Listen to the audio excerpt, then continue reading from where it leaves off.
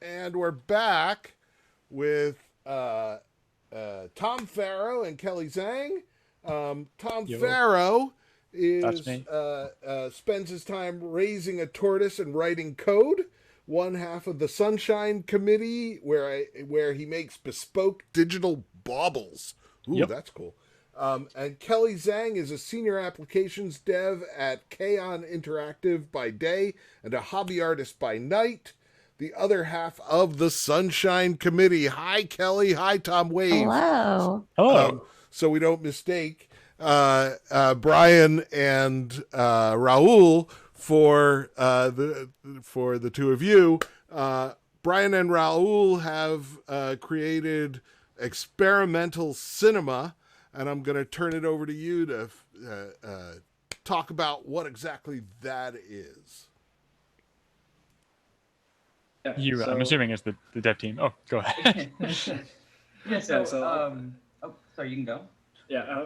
So the Experimental Cinema is, in a nutshell, we wanted to create a way to add interactivity to a film in a way that isn't gimmicky and doesn't disrupt your experience of just sitting down and watching a film. So we created a system in Unreal Engine 4 that builds off the previous camera system in the engine to allow the user to, using their phone's gyroscope or the mouse, to rotate the camera a little bit at key scenes, and by revealing items or noticing things in the scene, they can alter certain moments in the film if they choose to do so. Otherwise, they can just have a regular passive film watching experience. Yes, that about lines up with our experience with it as well when we gave it a demo this past week. I guess the first thing that springs to mind, having seen the little trailer and summary you guys put together, you had mentioned that you were actually interested in patenting the tech that you put together for this. Is that correct? Yes, that is correct. Has WPI offered you any assistance there or with the patent process? It's not very often that I hear student projects want to go straight for the moon and do that kind of thing. So I'm curious what the process going towards that has been for you all. It's very business forward. WPI will assist us in the process, though first we need to submit to them the idea and everything about it, and we need to wait to see if they think that it's actually patent worthy to pursue it in the first place. So right now, we've submitted everything. We're just waiting to hear back from them to see what they think. Awesome. Glad to hear that you're, I guess, getting anything at all from the organization. That's really good. Kelly, did you have a question on that front as well? I remember we were talking about this a little bit before. Yeah, I was wondering why patent? Because I know there's other avenues in which you can release it, such as commercial licensing or even open sourcing the process and or the plugin that you've built. So I'm curious if you have considered these other options and why patent? We just sort of chose patent just because of how huge of an industry sort of cinema is and how many millions of billions, trillions of dollars it comes in. And just one of those things where it's if we don't jump on this first, someone else is going to jump on it before us. That is what patents are for.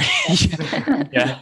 Well, it's also because the idea is also unique. We did a pretty deep dive into what had been attempted before, and we just couldn't find any. We didn't find any competition, and we think that we found something unique and patent worthy, just because of its uniqueness, and definitely that it's something that hasn't been explored in that particular fashion before. For sure. Solid. I guess, do we want to do more technical type questions? I think you had some more prepared questions, Kelly, right? Or is that the only one? That was the main one that I had. I guess we could do technical talks. What was the process like building the camera plugin?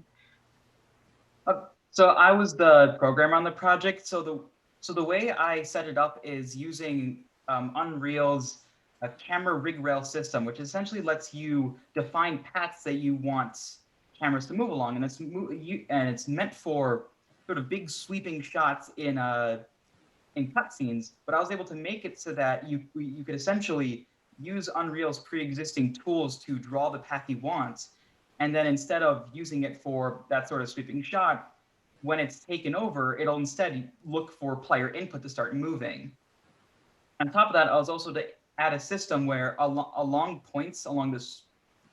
various points on the rail, you can add sort of scripts. So once it passes over blank point on the rail, a script will fire off. And using that, I was sort of able to make it so that, once this passes over, choice A will be fired off. But if nothing happens after blank seconds, path B will fire off. And I was able to make like a really configurable and flexible system where you can sort of code your way through this film. Yeah, that's really awesome. I do really like the concept of having it be very flexible and have events fire off along the path. Are there any sorts of like timing issues where, yes, sorry, I lost my train of thought.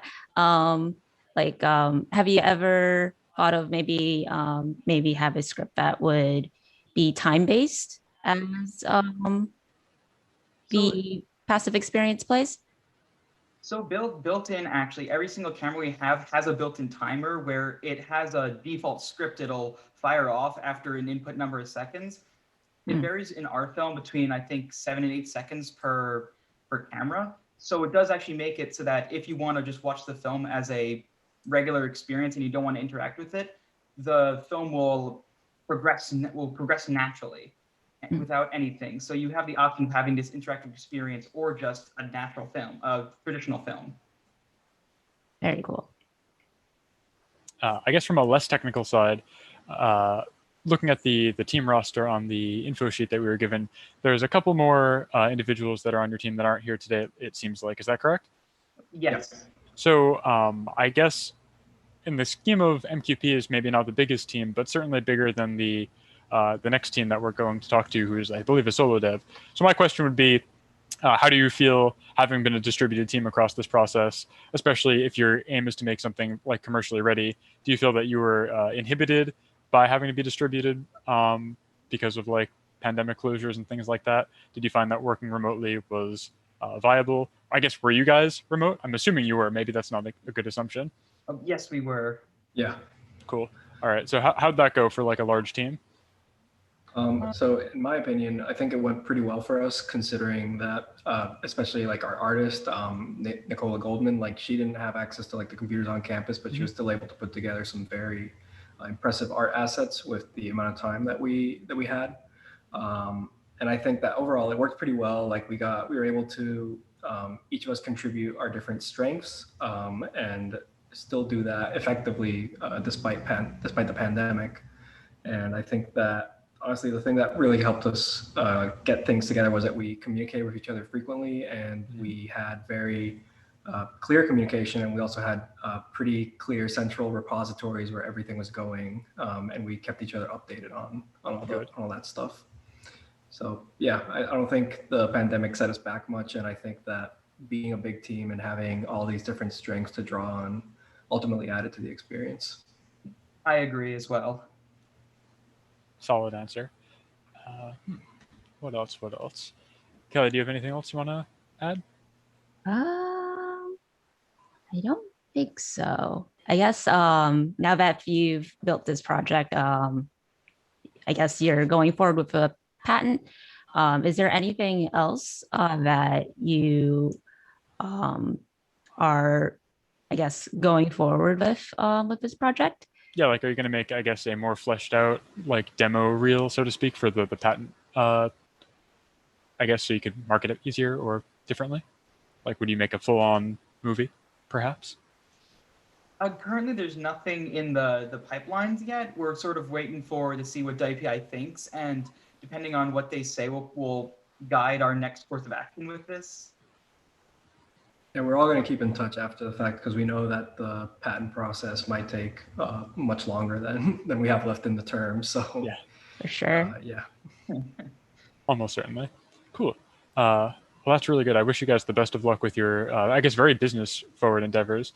A lot of the times with projects like this, it's typically like, oh, we learned X, Y, and Z technical skills so we can start fresh with the next thing we do. But here it seems like you're looking to springboard directly off of the project, which is uncommon, but certainly very cool.